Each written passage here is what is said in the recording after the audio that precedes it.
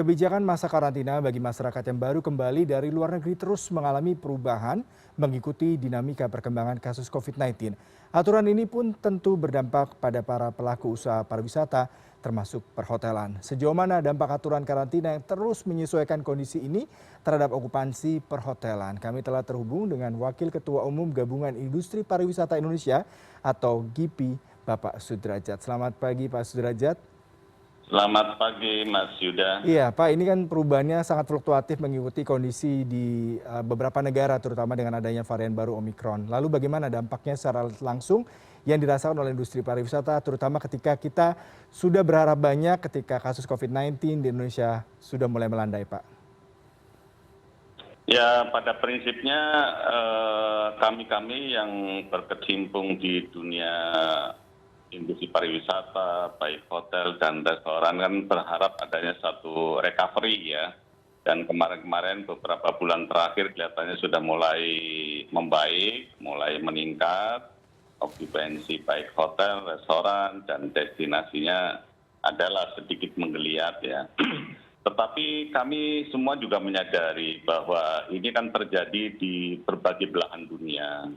Dan kami sangat mendukung sekali adanya satu kebijakan pemerintah yang memperketat adanya satu perjalanan antar bangsa. Karena kalau kita biarkan maka dampaknya seperti yang kita sudah mengalami pengalaman pada bulan-bulan Juli di mana adanya satu peak ya kita semua yang ada di warga negara Indonesia mengalami satu bencana yang luar biasa di mana masyarakat yang terdampak terkena COVID begitu sulitnya untuk mencari rumah sakit, tempat tidur. Jadi kita berharap adanya satu usaha pencegahan dan menghindari timbulnya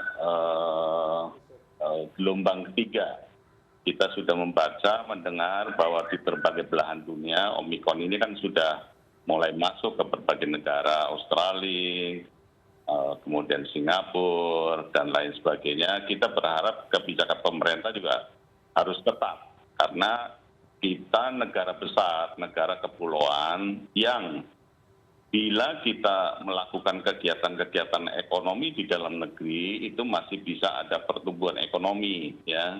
Penerbangan masih bisa jalan antar daerah dari Jakarta ke Manado, Bangka, Belitung, Medan, Bali, dan lain sebagainya itu masih hidup.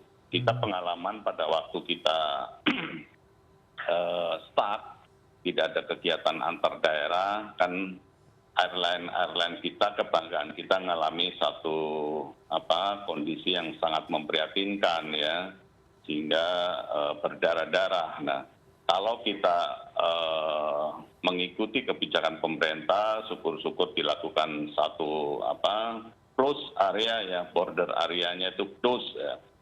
Saya yakin ekonomi kita masih bisa tumbuh dengan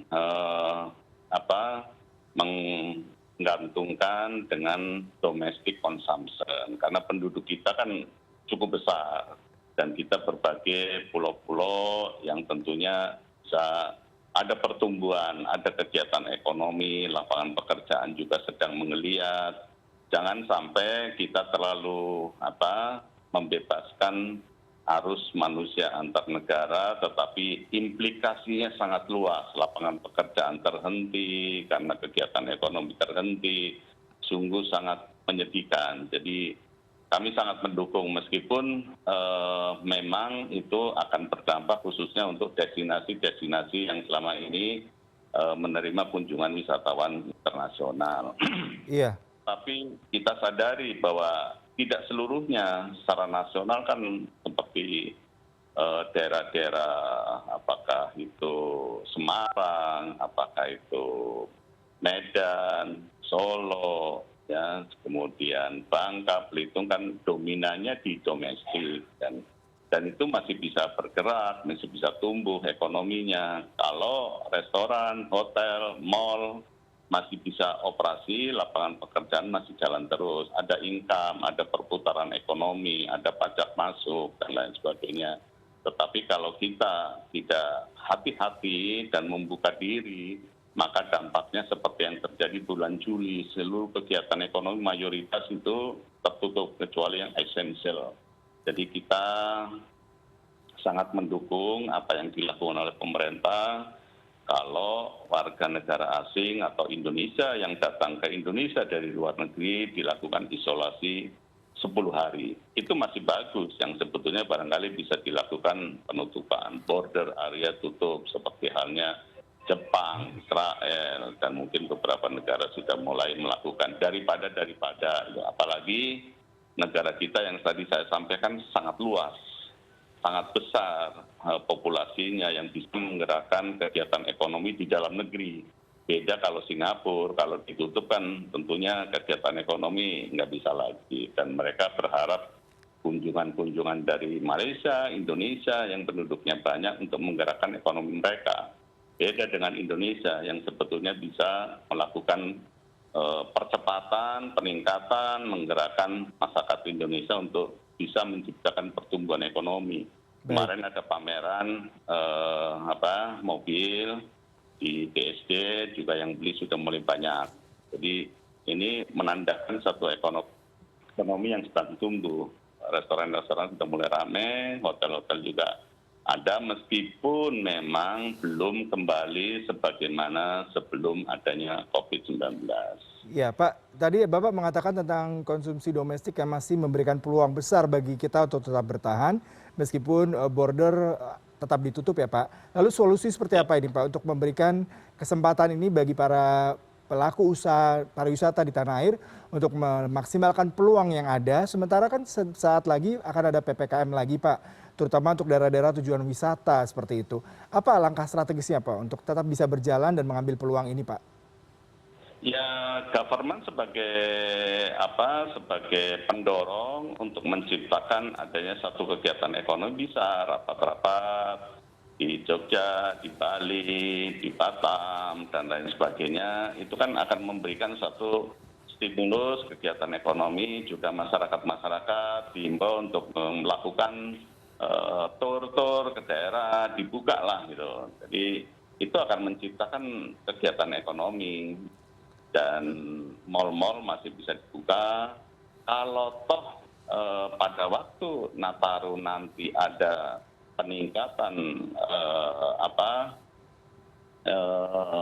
menjadi level 2 atau 3, itu kan juga dalam rangka untuk usaha-usaha supaya pandemi ini tidak berkembang, tidak meluas, berdasar pengalaman pada periode sebelumnya, tahun baru ya, atau Lebaran.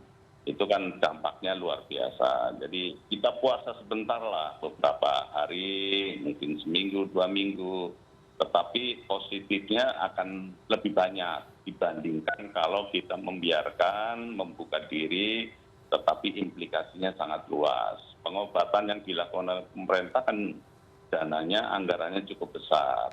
Belum lagi kehilangan saudara, keluarga, di lingkungan masing-masing individu itu kan kehilangan yang sangat memprihatinkan ya. Jadi banyak yang ikut belasungkawa pada waktu peaknya itu kan hampir tiap hari, tiap minggu, saudara, teman, handai taulan kita ada yang terdampak, ada yang dipanggil para Maha Kuasa. Jadi mari kita sadari bahwa yang dilakukan pemerintah ini dalam rangka untuk menumbuh kembangkan ekonomi dan melindungi masyarakat dari kemungkinan-kemungkinan yang akan terjadi. Jangan sampai pengalaman yang sudah terjadi terulang kembali. Tentu kita harus bisa bijak, tegas, tetapi memang harus dilakukan sosialisasi kepada masyarakat. Iya, Pak, ini kalau dari Bapak katakan memang sejumlah lokasi wisata cukup bisa bertahan karena mereka memang segmentasinya adalah pengunjung wisatawan dalam negeri sendiri seperti tadi Bapak katakan Bangka Belitung, Yogyakarta, dan sejumlah daerah lain. Lalu bagaimana seperti halnya Bali, Pak? Selama ini sebetulnya pada waktu destinasi wisata, pada waktu wisatawan meningkat, itu sebetulnya jumlah yang dominan itu adalah domestik. Memang ada yang dari wisatawan mancanegara, tetapi jumlahnya relatif kecil ya, beda sama negara-negara Eropa atau Singapura yang wisatawan mancanegaranya cukup besar. Kita mesti 15-an juta ya kurang lebih ya, jadi tidak itu setahun ya, jadi belum banyak gitu. Maka mudah-mudahan setelah nanti pandemi ini kita mulai menggerakkan kegiatan wisata, kegiatan destinasi itu yang tentunya bisa diharapkan oleh negara-negara yang selama ini senang melakukan traveling, khususnya ekoturism, ya. Kemudian budaya-budaya setempat kita kembangkan, jadi tidak terlalu tradisional melakukan hal-hal yang seperti dulu lagi. Jadi ada era di mana sekarang itu sudah mulai gandrung terhadap kegiatan-kegiatan atau traveling yang sifatnya lebih banyak ke ekoturism.